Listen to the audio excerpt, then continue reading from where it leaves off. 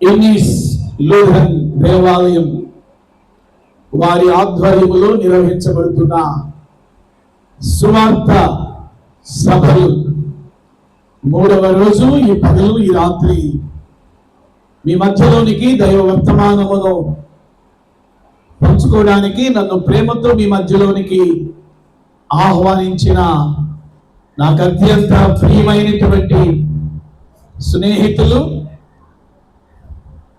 My best friend, అంత మాత్రమే కాదు ప్రభు పరిచర్యలో నా జత పనివాడు రెవరెండ్ పాల్ బర్మా సై గారికి, అలాగే పాస్టర్ గారికి నా హృదయపూర్వకమైన వందనాలు తెలియజేస్తున్నాను. అలాగే ఇన్నీస్ లూథరన్ దేవాలయపు సంఘ పెద్దలు ప్రెసిడెంట్ గారికి, అలాగే పెద్దలకు కూడా ప్రత్యేకమైన వందనాలు తెలియజేస్తున్నాను. అలాగే స్త్రీల సమాజం వారికి కూడా ప్రత్యేకమైన వందనాలు తెలియజేస్తున్నాను. అలాగే యూత్ కూడా ప్రత్యేకమైన వందనాలు తెలియజేస్తున్నాను. సండే స్కూల్ చిల్డ్రన్స్ కూడా ప్రత్యేకమైన వందనాలు తెలియజేస్తున్నాను. చక్కటి క్వైర్ టీం. నేను ఎర్లీ మార్నింగ్ రాగానే అమ్మగారు చెప్పారు, చీరాల్లో మీరు మాకు ఇచ్చినటువంటి ఆ రెస్ట్ రూమ్లో గెస్ట్ హౌస్లో ఉన్నప్పుడు అమ్మగారు ఫోన్ చేశారు, మంచి క్వైర్ టీం దేవుడు తీసుకొచ్చారయ్యా, మాకు క్వైర్ వారు సుమధురమైన సంగీతాన్ని ఆలపిస్తున్నారు అన్నప్పుడు నేను చాలా సంతోషించాను.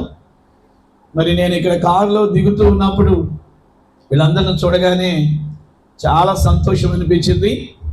అంత మాత్రమే కాదు, పాస్టర్ గారి దగ్గర మాట్లాడుతూ ఉన్నప్పుడు వారు పాడేటటువంటి పాటల్లో దేవుని సన్నిధి ఉండటం నేను గ్రహించాను. I feel the presence of God, I recognize the presence of God.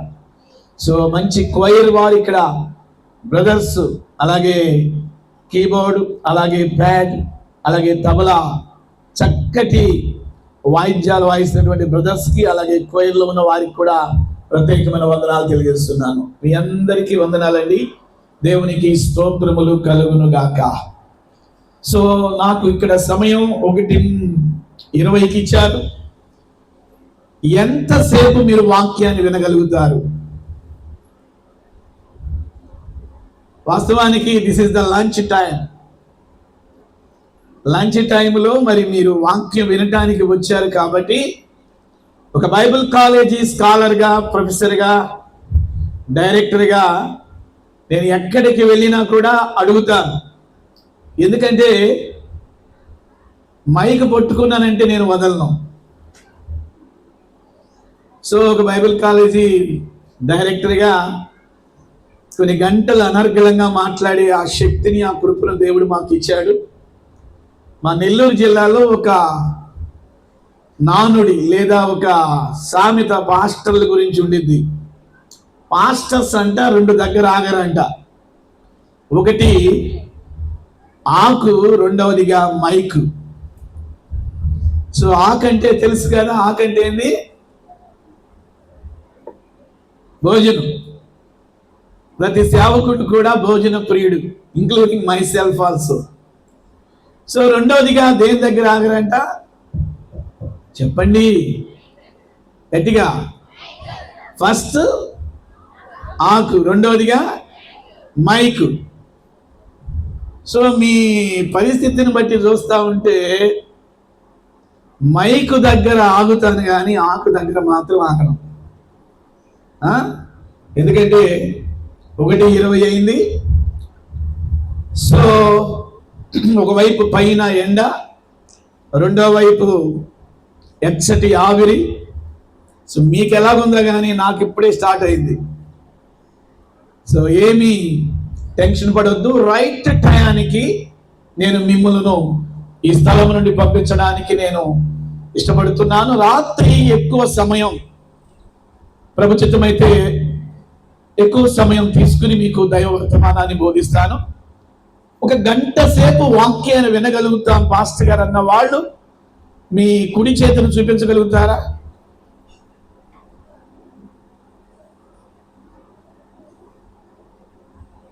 ఒక గంటేనండి మీరు వినేది వాక్యం. సీరియల్స్ అయితే గంటల గంటల దగ్గర కూర్చుంటాం, కానీ సార్ వాక్యం మాత్రం ఒక గంటే చెప్తారంటారా? రైట్. సో 1:20 అయింది. 2:30 కల్లా ఈ గారికి నేను మైక్ని ప్రజెంట్ చేస్తాను. ఓకేనా? ఏమండి, మీరు చెప్పిన టైమే ఆల్మోస్ట్ 1:30 అవుతుంది. సో 2:30కి నేను అయ్యగారికి నేను మైక్ హ్యాండ్ ఓవర్ చేస్తాను. Yes sir, no? అబ్బో, ఇంగ్లీష్ బాగా మాట్లాడుతున్నారా? Very good. ఇదే జోష్, ఇదే ఆసక్తి వాక్యం ముగించే వరకు ఉండాలని దేవుని సేవకునిగా నేను ఆశపడుతున్నాను. పిల్లరా, నన్ను నేను మీకు ఇంట్రడ్యూస్ చేసుకుంటాను. నా పేరు reverend doctor B Sam Daniel Bonigala. మరి ప్రకాశం జిల్లా, మొన్నటిదాకా మా జిల్లా నెల్లూరులో ఉంది. ఒక 7 months బ్యాక్ మరలా ప్రకాశంలోని కలిపారు. 27 సంవత్సరముల నుండి దేవుని పరిచర్యలో ఉన్నాను. నేను బాపట్లకు దగ్గరలో మీకు సమీపంలో ఉన్న ఒక కుగ్రామానికి చెందినటువంటి వ్యక్తిని. చెప్పమంటారా మా ఊరి పేరు? మాకు ఈ కుంకలమర్రిలో కూడా బంధువులు ఉన్నారు. సో ఆయన కూడా వచ్చి ఉన్నారు ఇక్కడికి. రేగిలిగడ్డ రామారావు గారు. సార్ లేచి నిలబడండి సార్. నాకు ఆయన మామయ్య గారు అవుతారు. సో రేగిలిగడ్డ వారు ఈ ఊర్లో చాలా మంది ఉన్నారని తెలిసింది. నాకు మేనమామలు అవుతారు. సో నేను నా పుట్టుక, నా పెంపకం అంతా కూడా మేనమామ, తాతయ్య, అమ్మమ్మల ఆధ్వర్యంలో జరిగింది. సార్ మీ ఊరి పేరు చెప్పరే అంటారా? చెప్పనివ్వండి. మర్రిపూడి దగ్గర తోటమాలపల్లి. సో నా చిన్న వయసులోనే ప్రభు నన్ను రక్షించి నా 18వ ఏట సేవా దర్శనాన్ని దేవుడు అనుగ్రహించాడు. సో ఇప్పటికీ ఇంచుమించుగా 27 సంవత్సరాలు పూర్తి, 28వ సంవత్సరం రాబోతుంది అక్టోబర్ నెలకి. ప్రభు దర్శనమును బట్టి ఒక 3000 మందికి సేవకులకు బైబిల్ వేదాంత విద్యలో ట్రైనింగ్ ఇవ్వడానికి దేవుడు కృప చూపాడు. పిల్లరా, మరి కందుకూరు పట్టణాన్ని కేంద్రంగా చేసుకుని ఆయా ప్రాంతాలు, ఆయా రాష్ట్రాలు, ఆయా దేశాల్లో ప్రభు పరిచర్యలో పరిగెత్తడానికి అల్పుడను దేవుడు నాకు ఇచ్చిన కృపను బట్టి నేను ప్రభును స్తుతిస్తున్నాను. సో నా లీడర్షిప్లో ఒక 25 మంది సేవకులు ఆయా స్థలాల్లో నాతో పరిచర్యలో ఉన్నారు. నాకు ఒక భార్య, 3 పిల్లలు. నవ్వకండి. సో మొదట బాబు కూడా నాతో పాటు సేవలో ఉన్నాడు. తర్వాత 2 పాపలు. పెద్ద పాప ఇంజనీరింగ్ కంప్లీట్ అయింది, జాబ్ సర్చింగ్లో ఉంది. చిన్న పాప బ్యాంక్ కోచింగ్లో ఉంది. సో ఇది నా small introduce about my self. ఇక ఆలస్యము కాక దేవుని వాక్యములోనికి మిమ్మల్ని నడిపించాలని నేను ఆశపడుతున్నాను. ఇంత మంచి ఆర్కెస్ట్రాని చూస్తే నాకు వదలబుద్ధి కావట్లేదు. నేను గాయకుడును కాకపోయినప్పటికీ ఒక గొప్ప ఆరాధికుడు అన్న విషయాన్ని నేను మీకు జ్ఞాపకం చేస్తున్నాను. కనుక మీరు పర్మిషన్ ఇస్తే ఇప్పటి వరకు కూర్చున్నారు కదా, ఒక పాట పాడుకుని మనమందరం కూడా ప్రభుని ఆరాధించుకుందాం. Shall we all stand in the presence of God? అందరూ కూడా లేచి నిలబడండి. అందరూ కూడా నిలబడండి. హల్లెలూయా, హల్లెలూయా, హల్లెలూయా, హల్లెలూయా. చేతులు పైకెత్తి అందరూ కూడా కళ్ళు మూసి ఈ సువార్త సభలకి ఆఖరి రోజు పగలన ఈ మధ్యాహ్న కాల సమయంలో దేవుని వాక్యమును వినటానికి వచ్చిన మనమందరం కూడా దేవుని వాక్యమును వినటానికి ఆరాధన మనల్ని సిద్ధపరిచింది. విరున్న స్థలములో చేతులు పైకెత్తి కళ్ళు మూసి దైవజనుడు ద్వారా ప్రభు మాట్లాడబోతున్న అద్భుతమైన విషయాన్ని మన హృదయంలోనికి ఆ మాటలు చేర్చుకోవడానికి ముందు చేతులు పైకెత్తి అందరూ కూడా ప్రభుని ఆరాధించామా.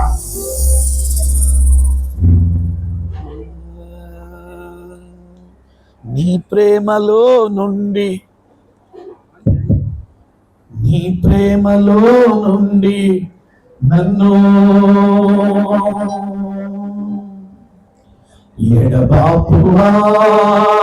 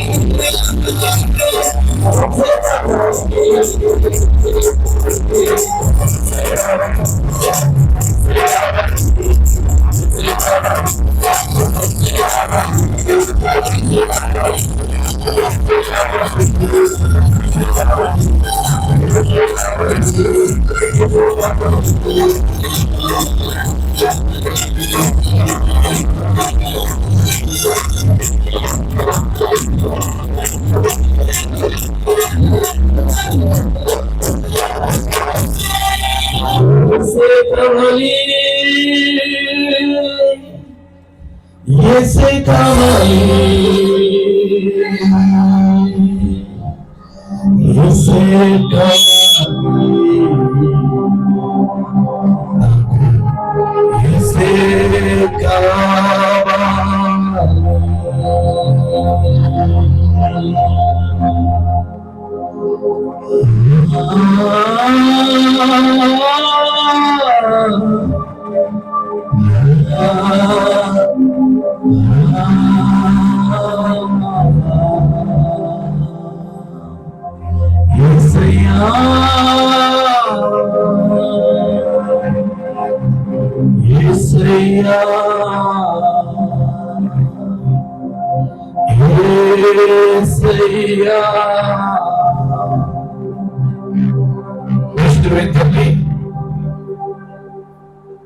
వాక్యం వినటానికి మేము సిద్ధంగా ఉన్నాం. ఈ వాక్యము ద్వారా మనందరితో నీవు మాట్లాడుదువుగాక. వాక్యమును అడ్డగించడానికి ప్రయత్నిస్తున్న ప్రతి అవిధేయత, ప్రతి అభ్యంతరాలు, ప్రతి డిస్టర్బెన్స్ మీ నామములో క్యాన్సిల్ చేయండి. కొద్ది నిమిషాలు నీ వాక్యములో నుండి మాతో మీరు ముచ్చటించండి. నీవున్నావు కదా ద్వితీయోపదేశ కాండములో, నేను యాకోబు కుటుంబీకులతో నేను ముచ్చటించబోతున్నాను అన్నారు. ఈ ఆఖరి సభలో, ఈ యొక్క మొదటి కొనికలో వాక్యము ద్వారా మాతో మాట్లాడండి. వాక్యము ముగించే వరకు మమ్మలందరినీ మీ ఆత్మ స్వాధీనములో నీవు ఉంచండి. ఈ వాక్యము ద్వారా మా ప్రాణాత్మ దేహాలు పెప్పరిల్లుగాక. యేసు క్రీస్తు నామములో ప్రార్థించి వాక్య సందేశమును ప్రారంభిస్తున్నాము మా పరమ తండ్రి. అందరూ మోపేసి చేతులపైకి ప్రారంభించబడి amen amen. Please be seated.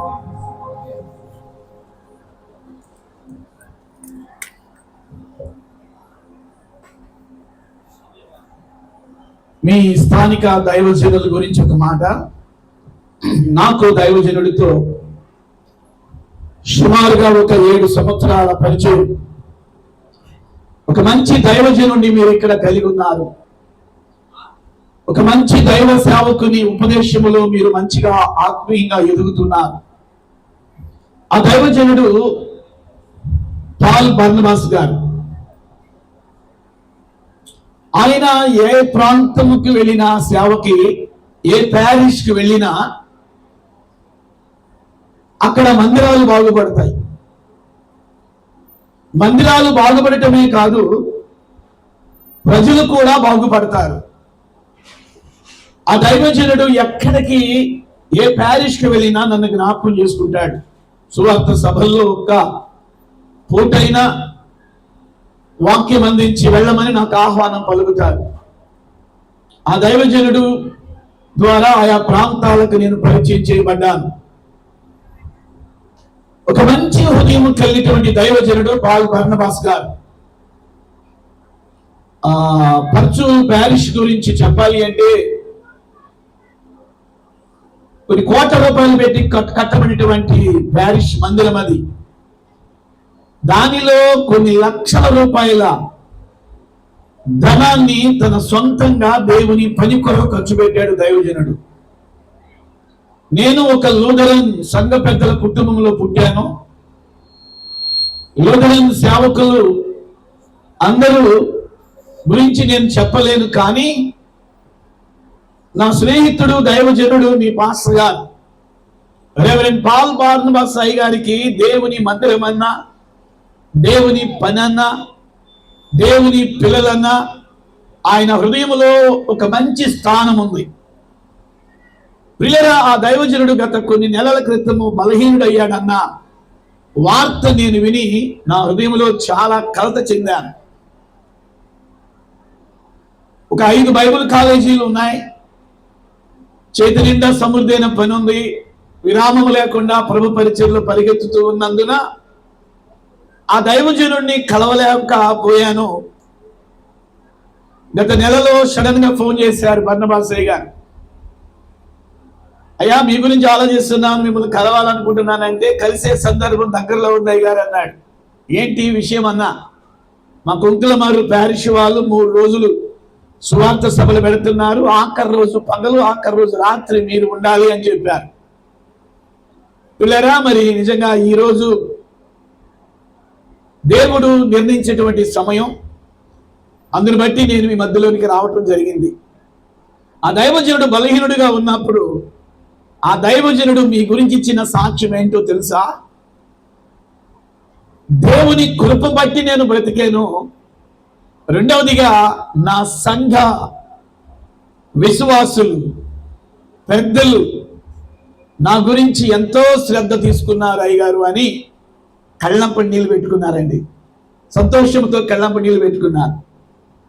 నిజమే, కొంతమంది దైవ సేవకులను పట్టించుకోకుండా వాళ్ళ భక్తి వాళ్ళు చేసుకుంటూ ఉంటారు. 27 సంవత్సరాల సేవా పరిచర్యలో బహు అరుదుగా మీలాంటి వారినే నేను చూడగలుగుతున్నా. మీ కొరకు ప్రార్థించే దైవజనుడు క్షేమాన్ని, మీ కొరకు కన్నీరు కార్చి విజ్ఞాపన చేసే దైవజనుడు ఆరోగ్యం మరలా కుదుట పడటానికి మీ వంతు మీరు నిలబడ్డారే, అది దేవుడు చూస్తున్నాడు.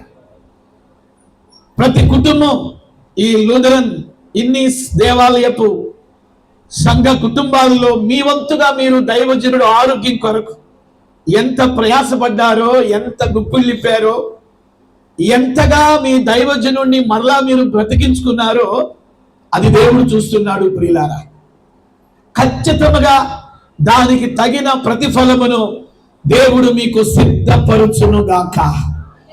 ఆమేన్. దైవజనుడి కొరకు ప్రార్థించిన, దైవజనుడు కొరకు ఉపవాసం ఉన్న, దైవజనుడు కొరకు గుప్పిలిపిన, దైవజనుడు ఆరోగ్యం కొరకు నిలబడిన దేవుడు మర్చిపోవటానికి ఆయన అన్యాయస్తుడు కాదు.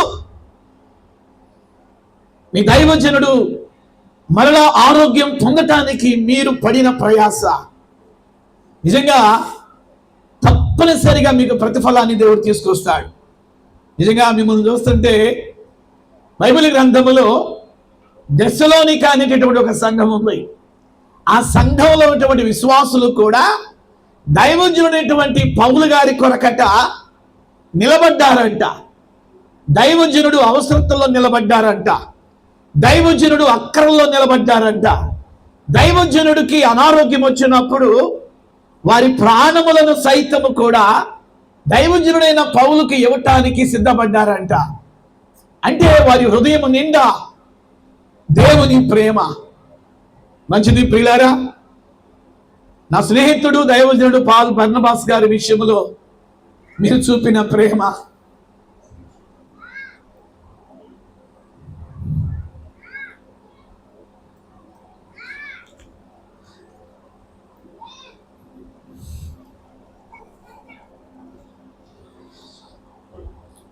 ప్రెసిడెంట్ గారు, పెద్దలు,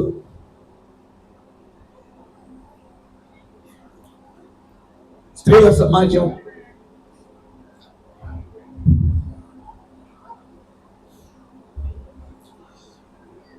దేవుడు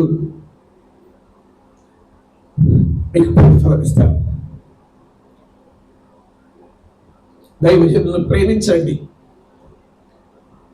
దైవజనుల కొరకు ప్రార్థన చేయండి.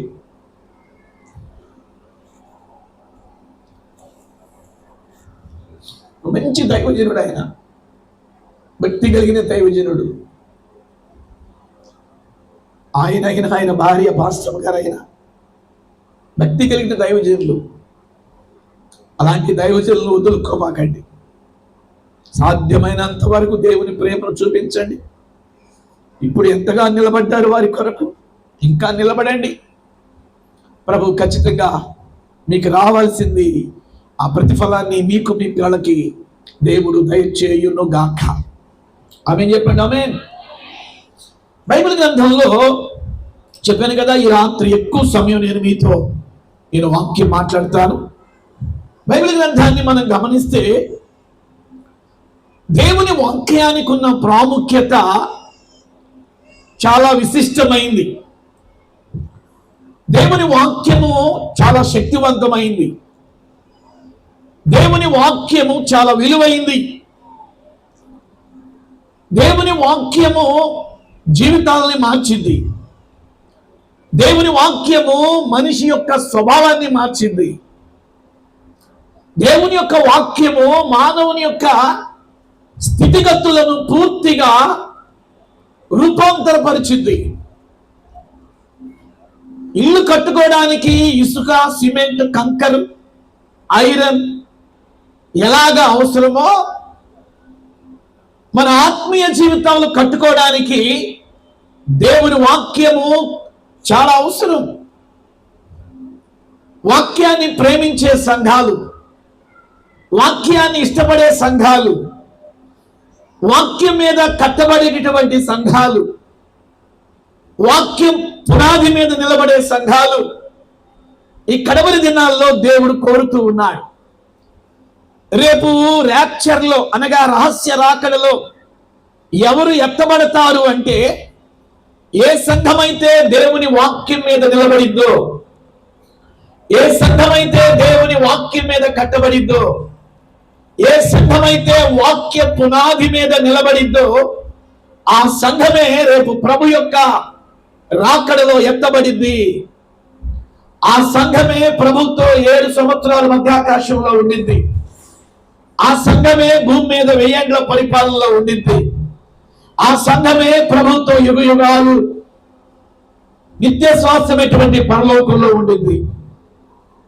పుత్కలమర్రు గ్రామంలో ఇన్ని దేవాలయపు సంఘ కుటుంబాల ద్వారా వాక్యాన్ని ప్రేమించండి, వాక్యాన్ని ఇష్టపడండి, వాక్యాన్ని గౌరవించండి, వాక్యాన్ని బాగా బోధించే మాలాంటి సేవకులను అభిమానించండి, గౌరవించండి. పిట్ట కథలు చెప్పే వాళ్ళ దగ్గరికి వెళ్ళబాకండి. పౌలంటాడు తిమోతికి పత్రిక రాస్తూ, అంచె దినాల్లో సత్యవాక్యమునకు చెవి నివ్వక కల్పన కథల వైపు తిరుగు కాలము వచ్చి ఉన్నది అంటాడు. ఆ మాట రాసే టయానికి 1వ శతాబ్దములో రాశాడు. ఇప్పటికి కొన్ని వేల సంవత్సరాలు అయింది ఆ మాట రాసి. ఆ దినాల్లో కూడా ఉన్నారు సత్యవాక్యమును చెరిపెడి బోధించేవాడు. ఈ 21వ శతాబ్దంలో కూడా మరి ఎక్కువగా అనేక మంది ఉన్నారు ప్రియులారా. సో ఇక్కడ నేను మీకు చెప్పాలనుకున్న ముఖ్యమైన మాట ఏంటంటే, వాక్యాన్ని మీద మీ దృష్టి నిలపండి, వాక్యం మీద మీ మనసు ఉంచండి, వాక్యం మీద మీ జీవితాలు కట్టుకోండి. ఖచ్చితంగా మిమ్మల్ని దేవుడు దీవిస్తాడు. బైబిల్ గ్రంథాన్ని మీరు తెరవండి. పరిశుద్ధ గ్రంథములో నుండి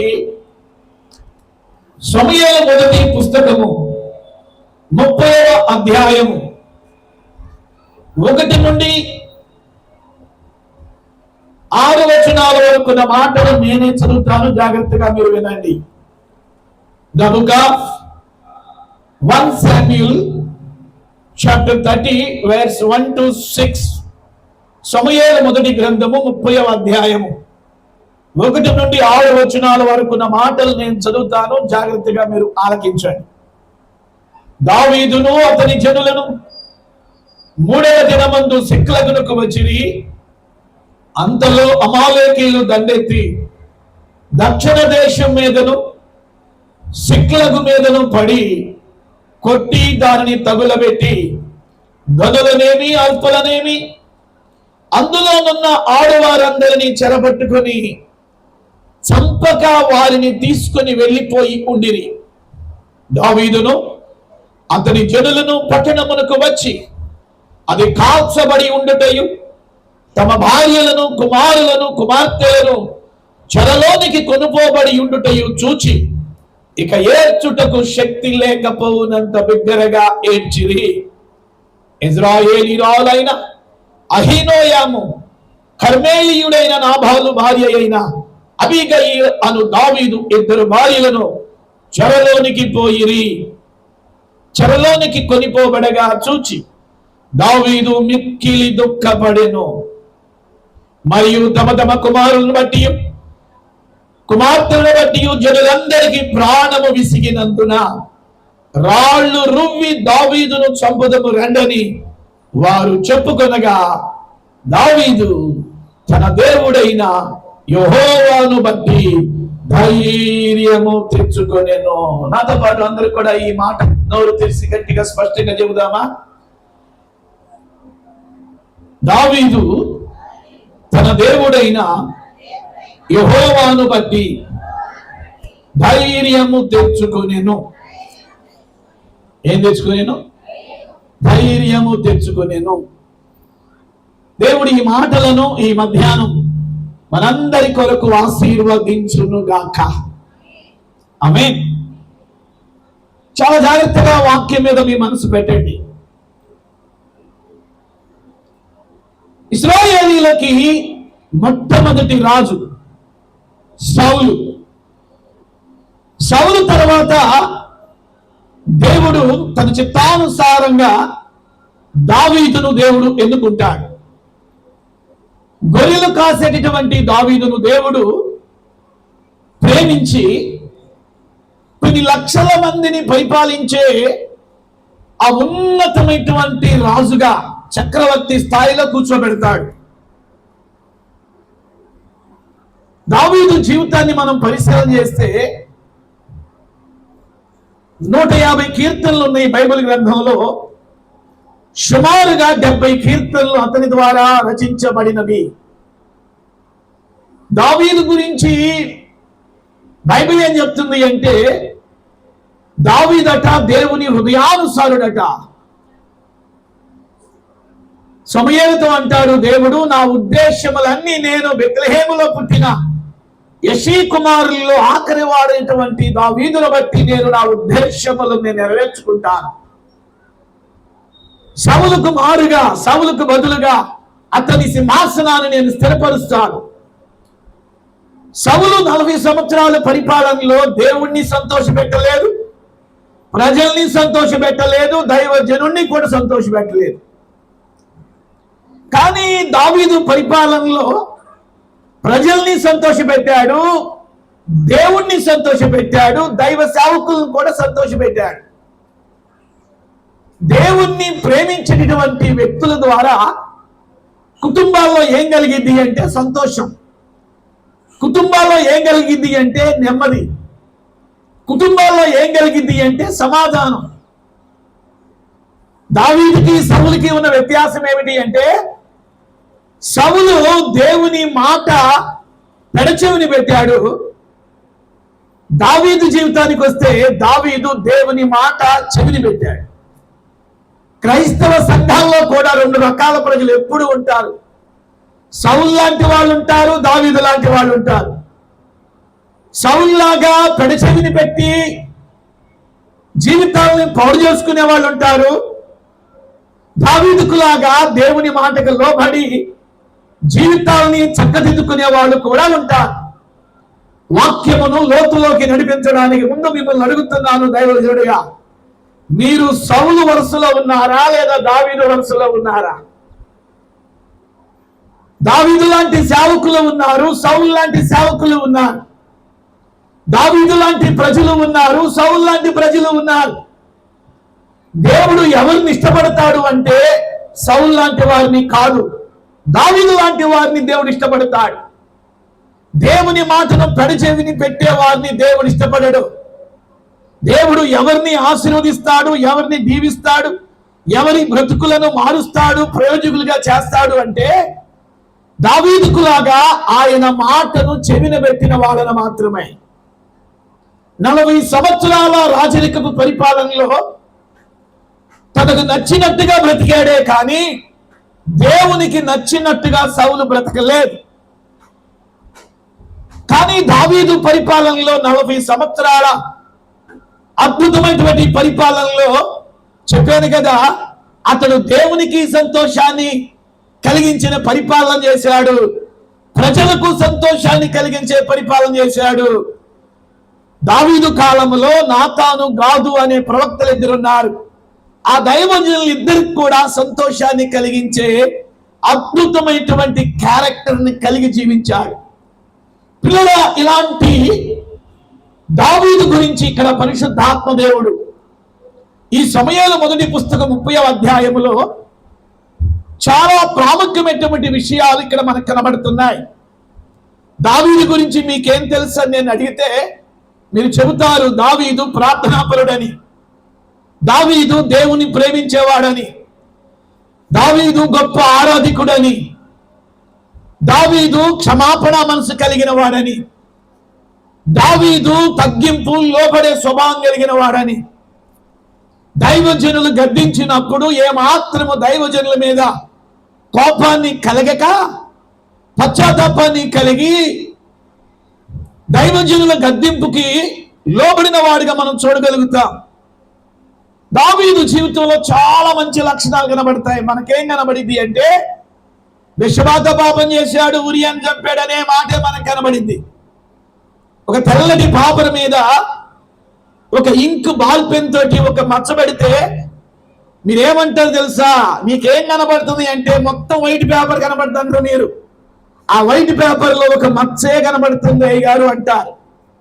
మానవుని జీవితంలో మంచి ఉండిద్ది, చెడు ఉండిద్ది. కానీ మనం దేని గురించి ఎక్కువ మాట్లాడతామంటే చెడు గురించే మాట్లాడతాం, మంచిని గురించి మాట్లాడం. దావీదు గురించి దేవుడిచ్చిన స్టేట్మెంట్ ఏంటంటే హీఈస్ మై బిలోవ్డ్, నా హృదయానుసారుడు అన్నాడు. నా ఉద్దేశములన్నీ ఇతని ద్వారా నెరవేర్చుకుంటాను అన్నాడు. దేవుని స్టేట్మెంట్ కి తిరుగులేదంతే. దేవుడు ఒక కుటుంబాన్ని గురించి స్టేట్మెంట్ ఇచ్చాడు అంటే దట్ స్టేట్మెంట్ ఈస్ పర్ఫెక్ట్. ఒక వ్యక్తిని గురించి దేవుడు స్టేట్మెంట్ ఇచ్చాడు అంటే ఆ స్టేట్మెంట్ అంతే. ఆకాశం భూమి గతించిన ఆయన స్టేట్మెంట్ గతించదు. పిల్లరా, దావీదు ఇశ్రాయేలుకి రాజు అవటానికి ముందుగా గొర్రెల కాపరి, మీ అందరికీ తెలుసు. సమూయేలు చేత రాజుగా అభిషేకం చేసిన 13 సంవత్సరాలకి అతడు ఇశ్రాయేలీలకు రాజు అవుతాడు. ఈ 13 సంవత్సరాల పరిస్థితి ఏమిటి అంటే నలపబడ్డాడు. 13 సంవత్సరాలు శ్రమల గుండా వెళ్ళవలసి వచ్చింది దావీదు. 13 సంవత్సరాలు కష్టాల కొలిమిలో గుండా వెళ్ళవలసి వచ్చింది దావీదు. మామూలు శ్రమలు అనుభవించలేదు దావీదు. మీరు సమూయేలు మొదటి పుస్తకము, సమూయేలు రెండో పుస్తకము ఇవి చదివితే మీకు అర్థమైంది ప్రియులారా ఎన్ని రకాలుగా శ్రమించబడ్డాడో. సౌలు ద్వారా శ్రమించబడ్డాడు, ఫిలిస్తీన్ ద్వారా శ్రమించబడ్డాడు, తన నమ్మినటువంటి వారి ద్వారా కూడా పలు విధాలుగా దావీదు శ్రమించబడ్డాడు. 13 సంవత్సరాలు he was vent A struggles. 13 సంవత్సరాల సుదీర్ఘ కాలములో చాలా శ్రమల గుండా, కష్టాల గుండా, ఇబ్బందుల గుండా వెళ్ళవలసి వచ్చింది. ఇవన్నీ మనకు అర్థం కావు. గొర్రెల కాపరి సింహాసనం ఎక్కాడు, తల మీదకి రాజకిరీటం వచ్చింది, రాజవస్త్రాలు వచ్చినాయి, 40 సంవత్సరాల అద్భుతమైన పరిపాలన అందించాడనేది మనం మాట్లాడతాం. కానీ అతడు రాజు కావటానికి ముందు వెళ్ళినటువంటి అనుభవాలు, అతడు రాజు కావటానికి ముందు కొట్టబడ్డ ఆ యొక్క అనుభవాలు, గాయపరచబడ్డ విషయాలు, అతని శరీరానికి, అతని మనసుకి, అతని హృదయానికి తగిలిన గాయాల గురించి ఎవరు మాట్లాడరు. బైబిల్ ఏం చెప్తుంది అంటే ఊరకనే దేవుడు సింహాసనాన్ని ఎక్కించలేదు దావీదుని. దేవుడు ఒక వ్యక్తిని ఆశీర్వదించాడు అంటే ఆ వ్యక్తిలో దేవునికి ఏదో మంచి కనపడింది. దేవుడు ఒక కుటుంబాన్ని హెచ్చించాడు అంటే ఆ కుటుంబంలో దేవునికి నచ్చింది ఏదో కనబడింది. ఊరకనే దేవుడు ఎవరిని ఆశీర్వదించడు. మీరు ప్రతిరోజు టీవీలు చూస్తారు కదా, ఆ టీవీలో చూసేటప్పుడు ఒక అడ్వర్టైజ్మెంట్ వచ్చింది. ఒక గోల్డ్ హెడ్ అయినటువంటి ఆయన, ఎవరైనా గుండె అతను వచ్చి ఏమంటాడు, లలిత జ్యువెలరీ అనే ఫౌండర్ ఏమంటాడంటే డబ్బులు ఊరికినే రావు అని ఏమంటాడు, ఇలా అంటాడు అనమాట. డబ్బులు ఊరికినే రావని గుండెని ఎలా సరి చేసుకుంటాడు. నిజమే, దేవుడు ఊరికినే ఆశీర్వదించడు, ఊరికినే దేవుడు హెచ్చించడు, ఊరికినే దేవుడు ఆ వ్యక్తులనైనా ఆ కుటుంబాలనైనా ఆశీర్వదించడు. దేవునికి ఏదో నచ్చింది, దేవుడు ఏదో ఇష్టపడ్డాడు, దేవుడు ఏదో మెచ్చాడు అతని జీవితంలో. 13 సంవత్సరాలు నలకుగొట్టబడ్డాడు, ఇబ్బంది పరచబడ్డాడు, నిందలు అవమానాల గుండా వెళ్ళాడు, రకరకాల పరిస్థితులను అనుభవిస్తూ సౌలు ద్వారా 23 సార్లు హత్యా ప్రయత్నానికి గురి కాబడ్డాడు దావీదు. సౌలు ద్వారా 23 సందర్భాల్లో హత్యా ప్రయత్నానికి గురి కాబడిన వాడు దావీదు. చివరికి తన కూతుర్నిచ్చినైనా ఇతన్ని అడ్డు లేకుండా చేయాలనుకున్నాడు సౌలు. పలుమార్లు సౌలు యొక్క కపటోపాయము నుండి దేవుడు దావీదును తప్పించాడు. పిల్లల ఈ 13 సంవత్సరాల శ్రమల్లో అతడు సౌలు చేత తరబడుతూ ఉన్నప్పుడు ఈ సమూయేలు మొదటి గ్రంథం 30వ అధ్యాయములో దావీదునట 600 మంది నమ్మకమైన వారు, 600 మంది దావీదు ఏమిటో ఎరిగిన వారు, దావీదు ఆత్మీయతను ఎరిగినటువంటి 600 మంది, దావీదు భక్తిని ఎరిగినటువంటి 600 మంది, దావీదుకి దేవునికి ఉన్నటువంటి ఆ మంచి ఇంటిమెసి, ఆ రిలేషన్ ఎరిగినటువంటి 600 మంది అట దావీదు ఎక్కడికి వెళ్తే అక్కడికి వెళ్ళటానికి ఇష్టపడ్డారంట. దావీదుతో ఎక్కడికైనా వెళ్ళి శ్రమ పడటానికి, దావీదు మేలు పొందితే మేలు పొందడానికి, దావీదు ఏడిస్తే ఏడవటానికి, దావీదు కష్టపడితే తమ కూడా కష్టపడటానికి, ఒకవేళ దావీదు చంపబడిన తాము కూడా చంపబడటానికి ఒక మంచి తీర్మానం తీసుకున్నటువంటి ఒక 600 మంది దావీదును ప్రేమించిన వారు, దావీదు వ్యక్తిత్వాన్ని ఎరిగిన వారు, దావీదు భక్తిని అనుసరించిన వారు, దావీదుతో నమ్మకంగా అడుగులు వేసినటువంటి 600 మంది వారు కూడా దావీదుని వెంబడిస్తూ సౌలు దావీదును తరుముతున్నప్పుడు ఈ 600 మంది కూడా దావీదును అనుసరిస్తా వెళ్ళేవాళ్ళట. దావీదు అలా తిరుగుతూ ఉన్నప్పుడు తనతో పాటు ఉన్నటువంటి 600 మంది నమ్మకమైనటువంటి వారు సిక్లగు అనేటటువంటి ప్రాంతానికి వస్తారు. ఒక్కసారి ఆ పేరు చెప్తారా? కొంచెం గట్టిగా చెప్పండి. సిక్లగు రైట్. సిక్లగు అనేటటువంటి ప్రాంతానికి వస్తారు. ఈ సిక్లగు అనేటటువంటి ప్రాంతము యెరూషలేముకి సుమారుగా 99 కిలోమీటర్లు, మేబీ ఒక 100 కిలోమీటర్ల దూరంలో ఉండింది ఈ సిక్లగు అనేటటువంటి ప్రాంతం. సౌలు చేత తరంబడుతూ అడవులు అరణ్యాలను పట్టుకుని పారిపోతూ సిక్లగు అనేటువంటి ప్రాంతానికి వస్తాడు దావీదుతో ఉన్న 600 మంది నమ్మకమైనటువంటి పనివారు. ఇక్కడ నేను మీకు ఒక మాట చెప్పి నేను ముందుకు వెళ్తా. సంఘంలో నమ్మకమైనటువంటి వారు ఉండాలి ప్రియులారా. దేవుణ్ణి, దైవ సేవకుల్ని నమ్మకంగా అనుసరించేటటువంటి దావీదుకి 600 మంది నమ్మకమైనటువంటి యోధులు అనవచ్చు, పనివారు అనవచ్చు, నమ్మకస్తులు అనవచ్చు, ఏ పేరైనా పెట్టవచ్చు. వారికి దేవుడు కూడా అలాంటి వారిని కోరుతున్నాడు. ఈ కడవరి దినాల్లో కుటుంబాల్లో అలాంటి వారిగా మనం ఉండాలి, నమ్మకస్తులుగా. సంఘాల్లో కూడా నమ్మకస్తులు కావాలి దేవునికి. భార్యాభర్తల మధ్య నమ్మకత్వం, పిల్లల తల్లిదండ్రుల దగ్గర నమ్మకత్వం, మీరు ఉద్యోగం చేస్తుంటే అక్కడ ఆ ఉద్యోగాల్లో నమ్మకత్వం కలిగి, వ్యాపారం చేస్తుంటే వ్యాపారంలో నమ్మకత్వం కలిగి, సంఘాల్లో నమ్మకత్వం కలిగి, అటు దేవునికి అటు దైవజనునికి ఆనాడు దావీదుని వెంబడించేటువంటి 600 మంది ఆ నమ్మకమైనటువంటి పనివారుగా మీరు ఉండాలని దేవుడు కోరుతున్నాడు. దైవజనుడిగా నేను కూడా మీరు అందరూ అట్టి వరుసలో ఉండాలని నేను కోరుతూ ఉన్నాను. పిల్లలు వారు సిక్లగు అనే ప్రాంతానికి వస్తారు. చెప్పాను కదా, యెరూషలేముకి 100 కిలోమీటర్లు, దరిదాపులు 99 కిలోమీటర్ల దూరంలో ఉన్నటువంటి ఒక ఎడారి. పిల్లల సిక్లగు అనేటటువంటి మాటకి అర్థం, 2 అర్థాలు ఉన్నాయి. బైబిల్ గ్రంథంలో 66 పుస్తకాలు ఉన్నాయి. పాత నిబంధనలో 39 పుస్తకాలు, క్రొత్త నిబంధనలో 27 పుస్తకాలు.